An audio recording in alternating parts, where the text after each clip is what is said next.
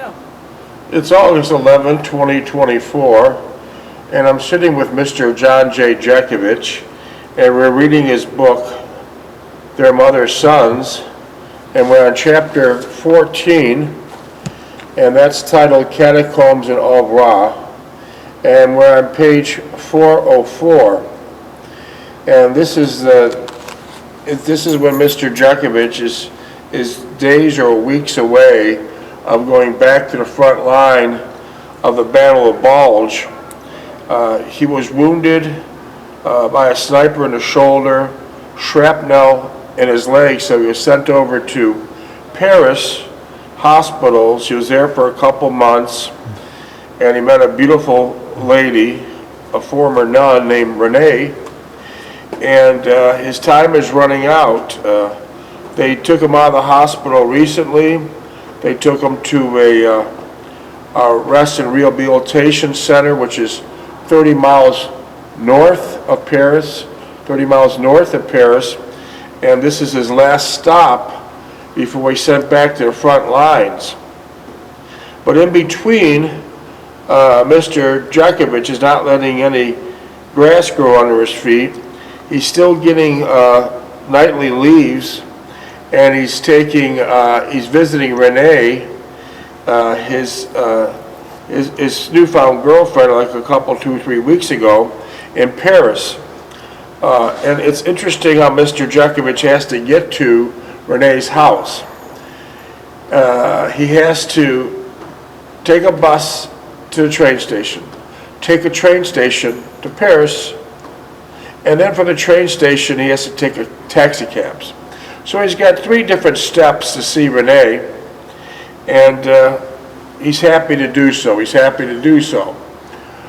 Briefly about Renee, Roman Catholic nun, cloistered Roman Catholic nun, and while she was in a monastery, the Germans, Hitler occupied Paris, and abruptly Hitler killed brutally her mother, her father, and her 2 brothers.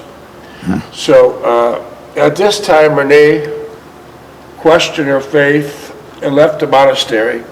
You know, that's very common. Even the Pope today still questions his faith. It's very common with any religion, especially when you have something happen to you. So Renee is an accomplished artist, and she specializes in portraits. And so she's got a studio in the heart of Paris, and when Mr. Jeckovich started visiting her studio, which is / her home, he would see 10 or 15 portraits nicely done of the SS, and some of the Panzer tanks, the Mark IVs and the Mark V tanks. This is when the Germans were occupying France. Luckily, the Americans kicked their ass out of Paris, and but the pictures remained. And Renee was painting the portraits of these SS for twofold. One is the SS are narcissistic pigs, and they're always interested in to massage your big egos. They always wanted to see her picture someplace. So they would come to Renee's studio, and the second part of the equation was, at this time now, Renee's in the French resistance. And she's doing her best to gain much information as possible about the SS and the Nazis, and giving it to her headquarters, which is in the Catacombs, in a hidden area of Paris. And many of those SS guys never came back for the portraits. Either they were dead or missing in action, and they still remain there. So Mr. Jeckovich is very close with Renee, and he's making his trip nightly, bus, train, and then taxi cab to see Renee. And now his days are numbered. He's getting ready. He's getting ready to go back to the front line. And unfortunately, as time went on, Renee had a horrible ending. The SS found out that she was with the French underground, the French reconnaissance, and it wasn't a pretty end. It wasn't a pretty end. So that's where we're at. We're catching up with it. And if you would give me your dog tag number, Mr. Jeckovich. 40965. Okay, that's the code. That'll open up the readings. That'll open up the readings. Did you have anything to say before I start reading? Well, the catacombs were resistance for the underground, yeah. And you were in the catacombs. What was they like? Describe. Smelly. Besides smelly, was it very dark? Dark and damp. Did you see many bones and skulls? That's where the burial ground, Paris put their burial. They didn't put them on the ground. They put them in caskets, they put them in these vaults. Former nun Renee, cloister nun, which very disciplined, by the way, to be a cloister nun. Did you ever, when Renee left the monastery, did you ever see any photographs of Renee wearing ammo belts and machine guns? Yeah. Yeah. Mm-hmm. In your opinion, do you think Renee killed many Germans? Well, I don't know. What do you think she did with the French resistance? Just gain information? Well, I'm sure she bent her anger at them. Yeah. Yeah. Well, they did save a lot of Jews' lives, I can tell you that. The what? They did save a lot of Jewish people's lives, the French resistance. Oh, yeah, they were trying to get the Jews out of there first. Yeah. Like my buddy on Defusky Island, Barth Hugenstock, and he's the one that gave you the tank clock yesterday. He was in a Holland underground resistance, and he saved a lot of Jews' lives. Lucky he got out of it. Lucky he came out alive. So anyways, I'll start reading the book. Did you want to read or want me to read? No, go ahead, you can read it. You can read it, go ahead. Interrupt me at any time if you have any comments on what I'm reading, okay? Okay. By the way, you're looking very chipper today. The chipper? You're looking very chipper. Yeah. You got brand new clothes on. You're looking very... I don't know brand new clothes on. These clothes are all old. No, every day we have a new set for you. They might look alike, but every day a new set. You look very nice. And so here we go.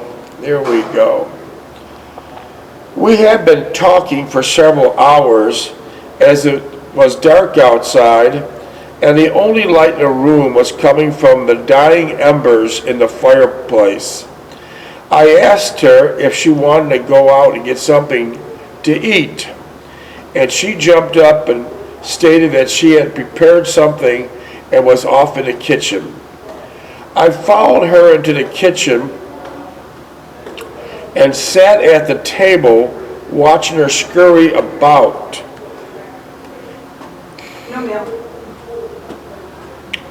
Suddenly it brought me back to memories of watching Anne doing the very same thing in the kitchen in Owensboro, Kentucky. I felt a pang of culpability, but the sight of Renee darting about soon extinguished the flame of conscience, and I sat there extolling the virtue and the beauty of Renee. She had prepared a sumptuous meal, roast pork, baked potatoes, and several vegetables. And for dessert, she had made a chocolate cake. I asked her how she obtained the food, and she only smiled and stated that she was still in the resistance. So the resistance got a lot of items. Yeah. They had a lot of connections, you might say. A lot of contacts. Was there still a huge black market in Paris? Oh, definitely, yeah, sure. Were you approached to buy and sell? Oh, yeah. Yeah. You think today there's still a black market in Paris? Sure, sure. As we ate, she spoke a little of her parents and how her mother taught her to cook. Do what? And how her mother taught her to cook.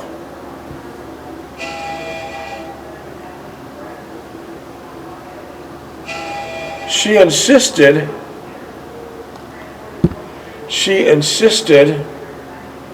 however, that most of her culinary skill was derived in her stay at the monastery. It was there that she learned most of her English she spoke. How was her English? The what? How was Renee's English? How was Renee's English? English? Yeah. Spoke with an accent. Okay. But insisted she had more English these past several weeks than ever before. After several glasses of wine, it brought upon me a warm, glowing sensation, an intense desire to be close to Renee. As we cleared away the dishes, I would momentarily sweep her into my arms and kiss her. The closeness of her body stimulated me greatly, and I wanted to touch her and hold her. I sensed that she had the same feelings and wanted what we had been striving for these last several weeks. She started to speak in French, which even made me more aggressive and forward.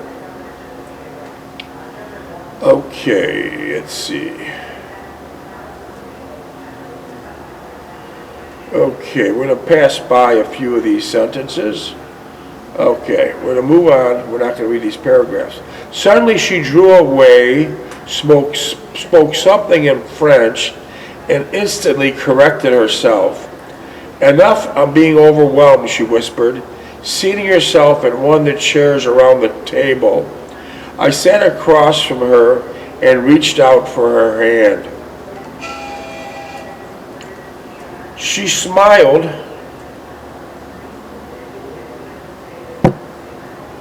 She smiled, taking my hand. You are warm also, she murmured. We sat there waiting for the other to say something, but that would divulge what we felt for each other. After a while, I said I'd be leaving the hospital shortly and returning to my unit. She said softly that she knew and was dreading the time when it would arrive. With that, she got up and went into the parlor and sat before the slowly dying embers in the fireplace. I become very fond of you, she sighed, looking deeply into the flickering flame. I sat down before her and put my hand on her lap. She began to stroke my hair with her fingers, and I moved my hand up and down. Okay.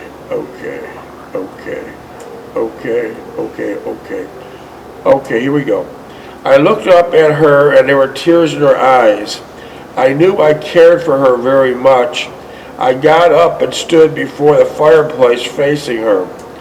She looked angelic and beautiful, and when she smiled at me, I knew that she loved me with all intensity, and that was preempted by the higher altruistic love.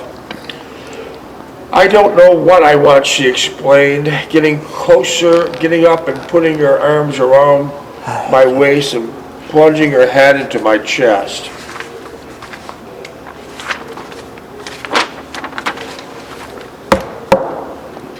I'm confused. So much has happened.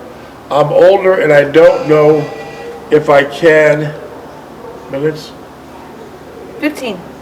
I don't know if I can go back or if I really want to go back. She sighed and she clung to me. The only thing I'm certain of is that I must go back despite everything, and I don't understand what's compelling me in that direction, she whispered. I suddenly realized I had the same affinity. I did not want to return to my old life, but I compelled to do so. as if it was irresistible force driving me, a compulsion, if you will, and would overcome me despite the many and varied reasons against its fulfillment. I had held Renee as she trembled in my arms, striving to seek some kind of solace from her frustration. What was motivating and driving this creature into monastic life? I wondered as I held her tightly. I would never know the answer to the complex question. I wondered how I might console her, and her independent, unvanquished personality made it impossible to attempt to soothe or comfort her in any manner. I led her to the couch and next to her, holding her closely and wiping her tears from her cheeks with my handkerchief.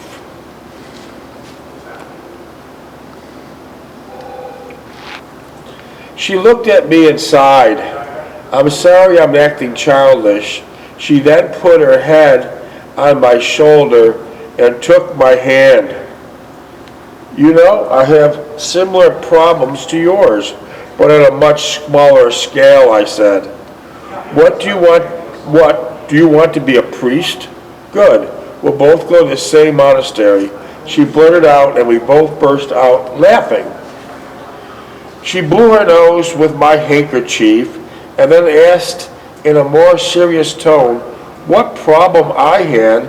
I thought for a moment then as it related as I could how I accepted the increase in responsibilities at home to the detriment of my self-interest. I hesitated for a moment, but the evident interest propelled me onward. I continued as mother, accustomed to my dependency. It became harder to let go and seek my own way of life. After my father's death, things became worse, and I realized that my mother depended upon me almost entirely. I felt frustrated that my older and younger brother were seeking their own autonomy, were areas I accepting more and more responsibilities for their household or a family unit.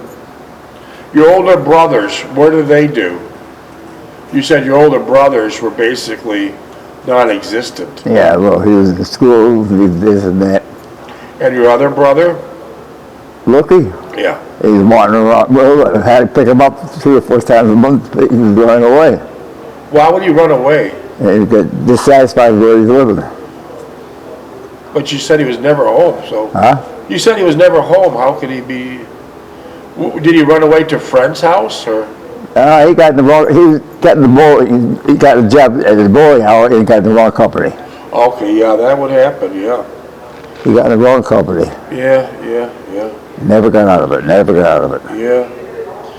I was in reality relinquishing my own personal desires and interest for the so-called good of the family. I know now that it was foolish to enact course of action on my part, but I'm afraid I'll be suffering from the same consequences of my actions. She prodded me to continue, and I could see that she was deeply interested. I wanted to stop here, but she took my hand and kissed it, looked at me and said, "Please go on." I squirmed a little, sitting on the couch next to her, and took a deep breath and continued. My entrance into the Army gave me the perfect opportunity to break away. At the same time, condition my mother to take charge of her own life. Did your mother ever take charge of her own life? No, never, no. What I was finding instead was what I couldn't let go. Although many choices presented themselves, I would always disregard them and inappropriate or leave them unresolved. As you spoke to the same compulsion, I too didn't want to go back, but I felt compelled to go back. Renee then said something revealing at the same time and frightening. You will go back, and you will not want to, and you will admonish yourself the rest of your life, but you are defenseless against such a great power. I was perturbed by her revelation, even though she was stating the truth. Deep down, as I knew it was factual, but up to this point, I did not admit it. I knew who felt dejected and frustrated, and she quickly reversed the roles and consoled me. She stated too that I suffered the same fate as she.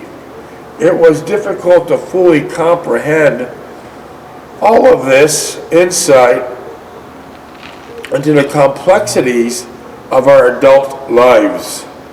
But one thing was surely most certain, I could not reveal my most inner thoughts with either Anne or Jean, as I just had with Renee. For surely my reluctance to commit myself to either Anne or Jean was solely dependent on the acceptance of my unusual circumstance. And I knew at that time that it was almost impossible that they would condone such a relationship. Renee got up and went into the kitchen. I stayed on the couch, toiling over my newly found insight. I did not feel better for knowing my fate, but would have been giving anything to be able to cling to my old inclination and submerge my inner thoughts. Minutes? 7. Okay. I would not like it, but on return I had acquired, as she explained in French, a black beast, an object of strong fear and aversion. Renee returned with a tray of tea and tarts. Was it hot tea? Yeah, hot tea. It was iced tea. No, it was hot tea, yeah. Did you see any ice in Paris? Any ice? In your glass in Paris?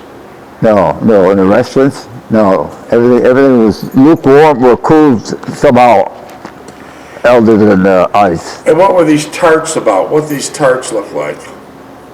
Tea and tarts. What did these tarts look like? Tarts? Yeah. What you made? Yeah, what did they look They like? were little cookies. Cookies, okay. And as she sat the tray down, handed me a cup, she sat next to me. As our eyes met, we knew that there was an inseparable, permanent bond between us that would last our entire lifetimes, even if we're separated and do not communicate with one another. I looked as she gazed into the fireplace at the dying embers.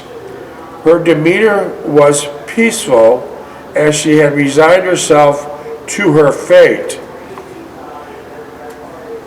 You're going to discard everything, your own family,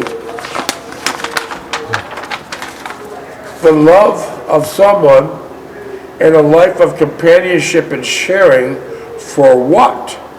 A life in a cold, drab monastery, never to speak or know the love of a normal life? I blurted out, somewhat surprised at my utterance. She looked at me and took my hand and declared softly, you are going to do the same thing. Return home, take responsibility where you left off.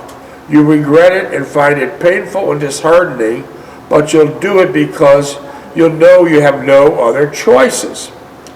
Let's break away, I pleaded. We don't want to get started and snared into this trap, not if we realize what's happening to us. We can be free of all of this, and if we only permit it to happen, let's do it and analyze it later when we're older. As I felt these pangs, if I spoke these words, I felt pang of hope and sense of freedom. When I would finally be liberated, my torment and a new life, and was starting for Renee and me. It was short-lived. Do you realize that it's too late for us? We set our course, and now we must follow it. We have no other choice, Renee muttered, holding my hand tightly. She suddenly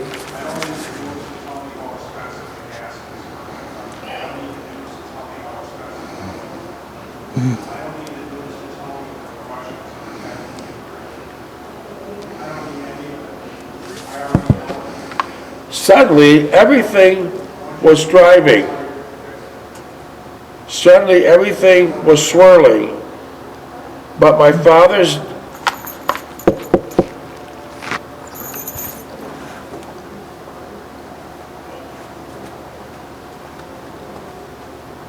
wanted to be. Suddenly everything was swirling before me.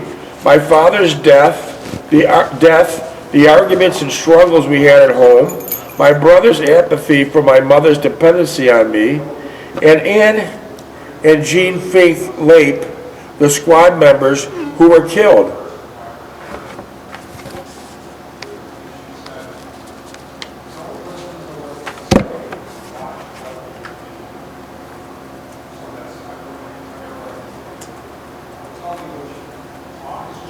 And all the squad members who were killed. It all came together in a huge, flotsam, floating wreckage on my life.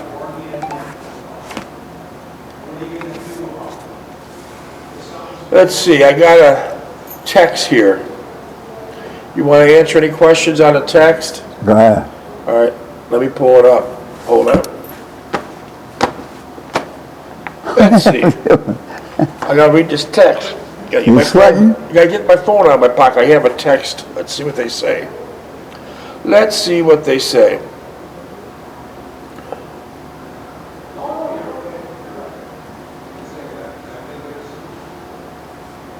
Two minutes left.